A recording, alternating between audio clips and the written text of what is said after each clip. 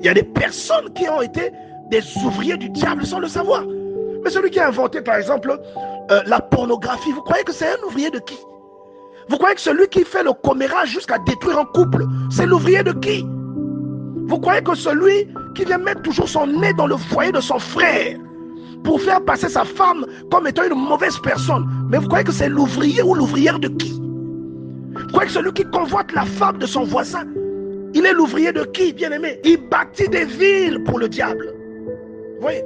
Celui qui maltraite l'enfant de son défunt frère, de sa défunte soeur, c'est l'ouvrier de qui? Celui qui maltraite l'enfant qu'il a trouvé dans le foyer, que son mari a fait ou que sa femme a emmené dans le foyer, il couche avec cet enfant, c'est l'ouvrier de qui? Vous voyez? On dit c'est ainsi qu'il bâtit des villes de Pithom et de Ramsès pour servir de magasin à Pharaon. Pour comprendre ce qui se cache derrière tout ceci, il faut repartir en Égypte. Et nous devons aussi comprendre ce que l'Égypte signifie. Ici, on nous parle seulement de l'Égypte. Un pays vraiment puissant. Un pays merveilleux. Mais en même temps, un pays dirigé par un mauvais roi. Et ce roi est l'image de Satan. Ce roi est l'image du diable. Donc ici, vous avez les personnes qui arrivent sur terre et finalement qui viennent tomber sous la domination du diable.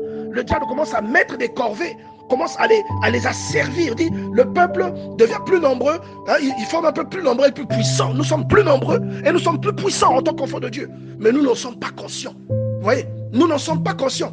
Il dit, Satan est en train de se rendre compte dans cette parole du danger que représente un croyant qui est conscient de sa nature divine.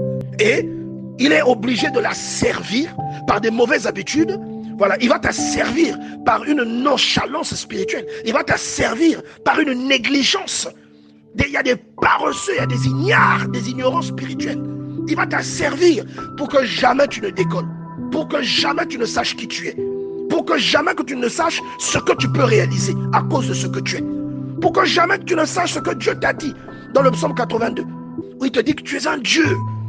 Pour que tu ne le saches pas. Et il va t'asservir. Et voilà, tu continues à entretenir le même problème depuis 5 ans. Ce problème ne finit pas. C'est parce que tu es ignorant. C'est pas parce que Dieu n'est pas en train de s'occuper de ton problème. Mais il y a des choses que Dieu a déposées entre tes mains. C'est à toi de les faire valoir. Alors, au verset 10, qu'est-ce que le diable déclare? Je dis le diable, mais ici, littéralement, on parle de Pharaon. Il dit, alors, montrons-nous habiles à son égard. Donc, montrons-nous à l'égard du peuple de Dieu. Ouais, vous savez que Israël, c'est le peuple de Dieu, non? Mais il ne s'agit pas seulement d'Israël qui habite en Israël. Israël symbolise toutes les personnes que Dieu porte en lui. Toutes les personnes. Voilà pourquoi l'apôtre Paul précise que ne sont les fils d'Abraham pas seulement ceux qui le sont dans la chair, mais ceux qui ont la foi d'Abraham. Donc c'est par la foi que vous devenez enfant d'Abraham et que vous devenez héritier de ça. Il dit à son peuple, voilà les enfants d'Israël qui forment un peuple plus nombreux et plus puissant que nous.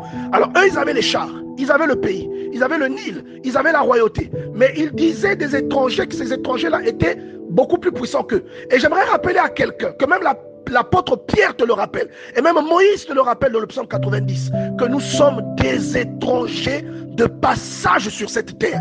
Nous sommes simplement en pèlerinage sur cette terre. Et vous retrouvez cette logique ici.